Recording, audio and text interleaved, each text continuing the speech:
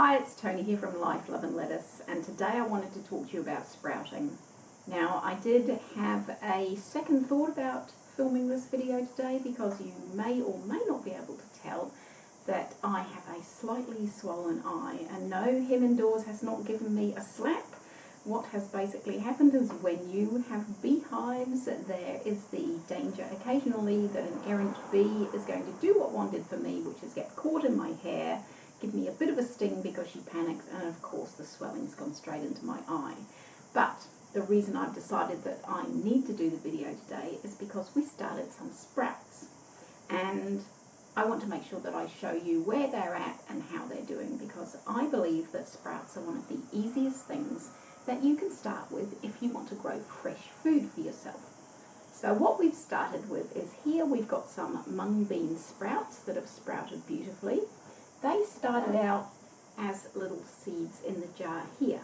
So basically what I did was I put about a tablespoon or a little bit more of these dried mung beans into the bottom of this sprouting jar, filled it up with water, and then have twice a day rinsed those sprouts out, and this is what we've finished up with. Beautiful sprouts that are ready for eating.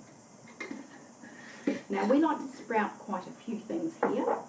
The sprouts that are currently on the go at the moment are brown lentils, and they start out as tiny little lentils like this.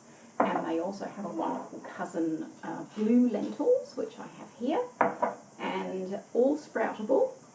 And same thing, we put the sprouts in the jar, we cover it with water, I leave them for a few hours, then I drain them off, and then I wash the sprouts out.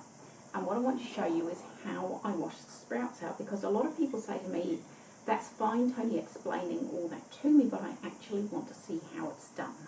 So what I do twice a day with these sprouts that are currently sprouting, and these are just about done and ready to be drained off and put in the fridge.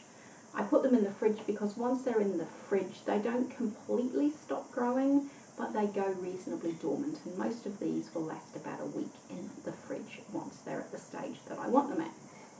And you can let them go to any stage that you want. You might want to let them go a little bit further and have the green sprout come out, because it's basically just the root that you're seeing at the moment. But what we do is we take our sprout and we move over to the faucet, or the tap as I prefer to call it. And pretty much all you do is fill your jar with water. And I'm going to put the top back on here because there are a few lurking around the lid, and I'm going to swish it around, and you can see I've got a nice netting on the top of my jar, which means I can simply drain the sprouts straight out of the jar without losing any of them down the sink. And then I would give that a wipe and pop it somewhere on the bench, and then just have another look at it in about 6 to 12 hours at the end of the day. Give it another rinse, and in a few days you've got sprouts that you can pop in the fridge, and they're ready for you for a week. Now, some of the other ones that I like to sprout that can be a little bit tricky are these chickpeas or garbanzo beans, if you're not living in the country that I'm living in. What I want to show you is that these can be quite tricky. So imagine that I've got my netted top on here, and we're going to rinse the beans out. And what you will see is that the water's a little bit murky, and it's got a few little bits and pieces sitting inside of it. So it is nice sometimes just to leave these sitting in the sink and run the water on it enough to allow an overflow to happen, I find, and then bits of the skin will come out. But the other thing that you can do is you can just pop them in a strainer like this, and then just give them a really good wash in the strainer, which will help to wash out the bits of skin and pieces that are coming off the outside part of the shell. And then you can pop them back in your jar And I usually have a funnel to do this with, so they're going to go everywhere. Occasionally with these, what happens is they split, and you end up with a half of one like this. Now, half a pea like this is actually not going to sprout, so you need to discard those, because what they're going to do is they're going to rot while all the other good seeds are sprouting. And I don't like to sprout these too far. You can see they're just starting to peek out at the top here. I don't like to let them go too far, simply because in this heat at the moment it is very hard to stop them rotting. I really just want them to plump up, because I use them in salads and stews, and I don't want them sitting around going off and breaking apart like this.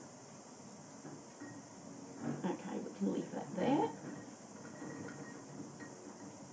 Here's an example of one that's got a nice little sprout going on it. And you can leave these to sprout to, any length that you want them. Now, the other thing that you can do is you can sprout really tiny things. So sometimes I like to sprout these alfalfa sprouts, and these are alfalfa, radish and broccoli, and they make a nice little sandwich mix. Now, you can sprout them in the big jar, which I do, and they basically go into a big tumbleweed in the middle, and then you can tease them out when they've grown.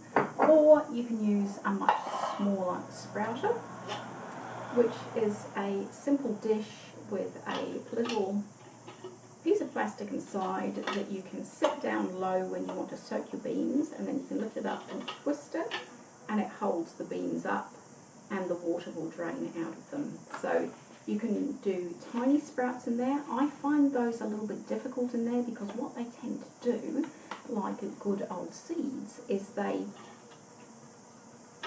a fly. So what they tend to do, like good old seeds will do, is they'll put their little tap roots down through these holes, which makes them really hard to extract.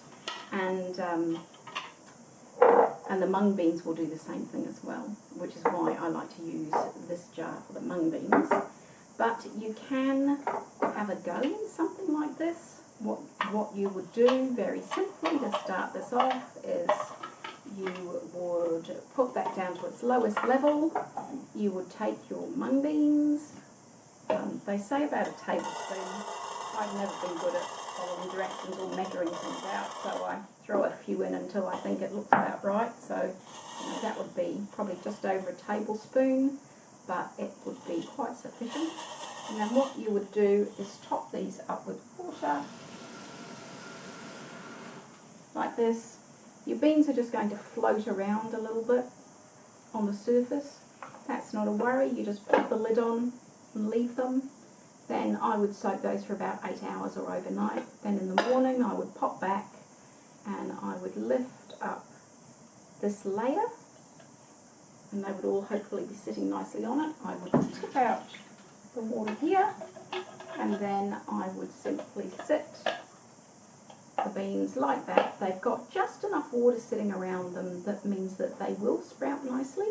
You pop the lid on in this case, and it keeps the humidity really good, so that the beans actually sprout quite quickly. Now, I live in a very humid climate, so I find that using this is no good in summer, but it creates sprouts much quicker for me in winter. Okay, so there you are. How to sprout sprouts. How to get your garden growing on the bench in the kitchen. Have fun with your sprouting adventures. Love and lettuce. See you soon. Bye for now.